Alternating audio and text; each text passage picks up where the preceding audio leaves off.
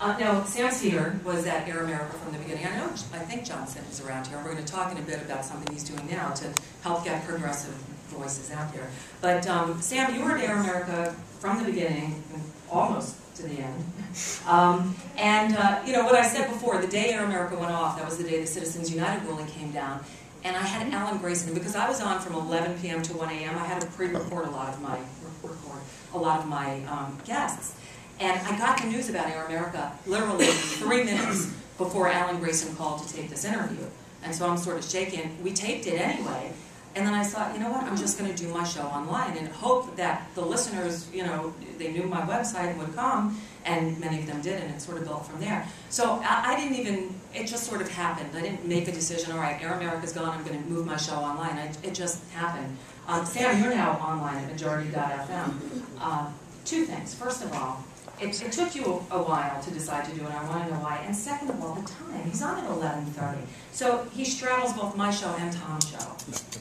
I just had to, you know, just to say, you know, he overlaps both of them. But anyway, what made you decide to do it, and why did you take so long? The biggest reason, and it was a big disadvantage not to migrate from radio directly online. And to a certain extent, that was already off the table for me, because the last thing I did for Air America was an online show. Right, Break Room Live. Break Room Live, which was, you know, just a horribly conceived idea in terms of the show itself was a good show. But if you ever want to make sure that something's not going to work, make it 30 minutes, make it live, and put it on at 3 o'clock in the afternoon. I mean, that's really the worst. But the management at Air America was so insane by the time it ended that I mean, I literally, I could write a book, and you know, maybe I should shop one. But basically, the reason why it took me so long to get back online was just a financial decision. It's really difficult to support the show with only one revenue stream, which is essentially membership. I mean, I've been offered ads, I have one sponsor, but the money is very minor and small, and I happen to like the company.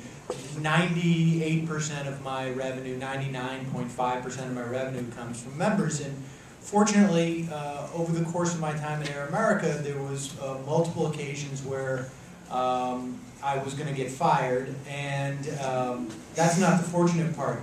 The fortunate part was that I asked people to send emails in support, and I was smart enough not to have them send it directly to Air America, but to my account, and then hand them over printed out emails.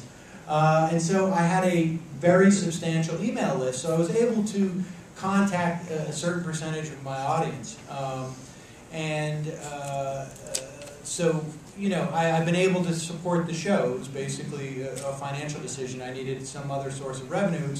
It's one of 3 or 4 sources of revenue that I have, and hopefully it'll grow over time.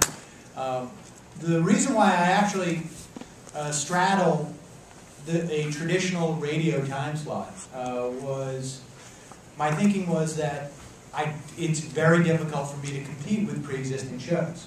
And because I don't have any of the marketing power, I don't have the distribution. And so it was literally, if you're listening to Nicole's show, or to Tom's show, or to Stephanie Miller, or to Ed Schultz, you know, the different shows that are in those time slots, I figured the greatest advantage I would have is if you didn't like 2 of those shows. In other words, okay, I like Nicole's show, but I don't like Tom's show. So I'll get people to jump over to me after you, or vice versa. I mean, you know, I was looking for a narrow slice.